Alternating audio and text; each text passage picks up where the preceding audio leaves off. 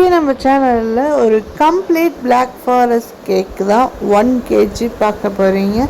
இப்போ வாங்க நம்ம வீடியோக்குள்ளே போகலாம். கேக் ஸ்பாஞ்சிலேருந்து லாஸ்ட் ஐசிங் வரைக்குமே நான் உங்களுக்கு டிப்ஸ் அண்ட் டிக்ஸோடு சொல்லித்தர போகிறேன். இப்போ வாங்க. ஃபஸ்ட்டு 4 எக்கை உடச்சி ஊற்றிக்கலாம். அது கூட 3/4 டேபிள் ஸ்பூன் அளவுக்கு கேக் ஜெல் ஆட் பண்ணிக்கோங்க.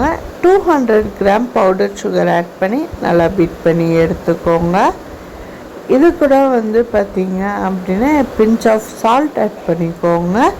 150 கிராம் அளவுக்கு மைதாவும் 30 கிராம் அளவுக்கு கொக்கோ பவுடரும் 4 டேபிள் ஸ்பூன் அளவுக்கு ஆயிலும் ஆட் பண்ணி நல்லா மிக்ஸ் பண்ணி விட்டுக்கோங்க. இப்போ நம்ம 8 இன்ச் ட்ரேயில் ஊற்றி பேக் பண்ணி எடுத்துக்கலாம். 180 டிகிரிக்கு 10 மினிட்ஸ் ப்ரீ ஹீட் ஆன அவனில் வச்சு 40 மினிட்ஸ் கேக்கை பேக் பண்ணி எடுத்தாச்சு. இப்போ கேக் கம்ப்ளீட்டாக கூல்டவுன் ஆனதுக்கப்புறம் தான் நம்ம கட் பண்ணணும்.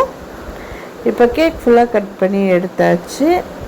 விப்பிங் க்ரீமை நல்லா ஸ்டிஃப் பீக் அளவுக்கு நல்லா பீட் பண்ணி எடுத்துக்கோங்க. மேலே இருக்க ஃபர்ஸ்ட் லேயரை கீழே வச்சுருக்கேன்னா அது எப்பயுமே அப்படி வச்சிங்கன்னா உங்களுக்கு சைஸ் கொஞ்சம் மாறும். சென்டரில் உள்ளதை எப்பயுமே நீங்கள் கீழே வைங்க. அதே மாதிரி சுகர் வாட்டரில் நான் கொஞ்சம் லைட்டாக செரி க்ரஷ் ஆட் பண்ணியிருக்கேன். இப்போ விப்பிங் க்ரீம் வச்சு நல்லா பீட் பண்ணிக்கலாம். இது ஸ்ட்ராபெரி க்ரஷ் உள்ளே கொடுத்துருக்கேன். ஸ்ட்ராபெரி இருந்தாலும் உள்ள ஸ்ட்ராபெரி சாக்லேட்ஸ் ஃபில்லிங் எல்லாமே கொடுத்துட்டு second layer of cake sponge வச்சு நம்ம வெட் பண்ணி எடுத்துக்கலாம். கண்டிப்பாக இந்த மாதிரி ட்ரை பண்ணுங்கள். டேஸ்ட் வைஸ் ரொம்ப ரொம்ப சூப்பராக இருக்கும். உங்கள் ஃப்ரெண்ட்ஸ் அண்ட் ஃபேமிலி எல்லாருக்குமே கண்டிப்பாக பிடிக்கும். செகண்ட் லேயரும் இதே மாதிரியே பண்ணி எடுத்துக்கோங்க. இப்போ தேர்ட் லேயர் கேக் வச்சு 3 ஸ்பாஞ்சும் கரெக்டான ஹைட்டில் இருக்கா என்ன ஏது எல்லாமே செக் பண்ணிவிட்டு ஃபுல் ஐசிங் பண்ண ஸ்டார்ட் பண்ணிடலாம். ஃபஸ்ட்டு க்ரம் கோட் கொடுத்து நம்ம ஃப்ரிட்ஜில் வச்சிடணும்.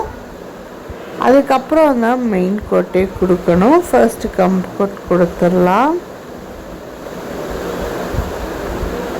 நீங்கள் பிகினராக இருக்கீங்க அப்படின்னா பைப்பிங் பேக்கில் யூஸ் பண்ணி விப்பிங் க்ரீமை நீங்கள் க்ரம் கோட் கொடுக்க யூஸ் பண்ணிக்கோங்க. இப்போ ஓரளவு க்ரம் கோட் கொடுத்து தான் நீங்கள் ஐசிங் பண்ணணும். பிகாஸ் அப்போ தான் கேக் ஃபினிஷிங் சூப்பராகவே வரும் உண்மையாலே. இப்போ க்ரம் கோட்டில் நீட்டாக கொடுத்து நம்ம எல்லாமே பண்ணி ஃப்ரிட்ஜில் வச்சு எடுத்தாச்சு. கண்டிப்பாக க்ரம் கோட் கொடுத்ததுக்கப்புறம் போர்டை நம்ம டிஷ்யூ பேப்பர் வச்சு துடைக்கணும். அப்புறம் மெயின் ஐசிங் கொடுக்கணும். இது நார்மல் பிளாக் ஃபாரஸ்ட் கேக்கு தான். இப்போ ஐசிங் கொடுத்து எடுத்துக்கலாம்.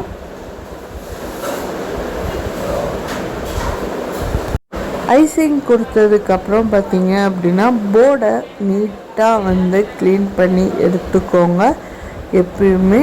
ஏன்னா நம்மளோட கேக்கோட ஃபர்ஸ்ட் இம்ப்ரெஷன் போர்டில் இருக்கும். போர்டு நீட்டாக நம்ம ப்ரெசன்ட் பண்ணணும் எப்பயுமே, ஞாபகம் வச்சுக்கோங்க. அதுமாரி ஐசிங்குமே நீட்டாக கொடுங்க. இப்போ சாக்லேட்லாம் மெல்ட் ஆகிற டைம் வெயில் டைம். ஸோ அதனால் நான் ஸ்பூன் யூஸ் பண்ணி எல்லா பக்கமும் சாக்லேட் லேயர் பண்ண கொடுத்துருக்கேன். சாக்லேட்டை நல்லா திருவி எடுத்துக்கோங்க. அப்போ தான் கரெக்டாக இருக்கும்.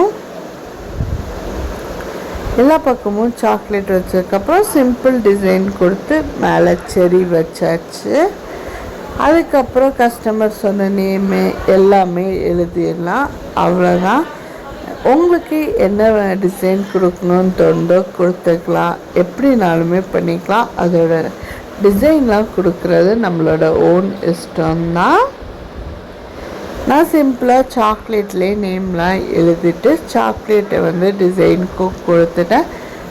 கஸ்டமரோட ரிவ்யூவுமே ரொம்ப சூப்பராக இருந்துச்சு அப்படின்னு சொல்லியிருந்தாங்க.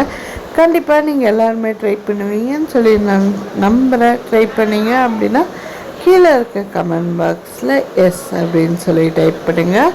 அவங்க எல்லாருக்குமே இந்த வீடியோ பிடிச்சிருக்கோன்னு சொல்லி நம்புகிறேன். பிடிச்சிருந்துச்சு அப்படின்னா மறக்காமல் நம்ம சேனலை லைக் பண்ணுங்கள், ஷேர் பண்ணுங்கள், கமெண்ட் பண்ணுங்கள், அண்ட் தென் சப்ஸ்கிரைப் பண்ணுங்கள்.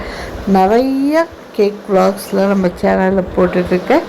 தொடர்ந்து சப்போர்ட் பண்ணுங்கள். தேங்க்யூ.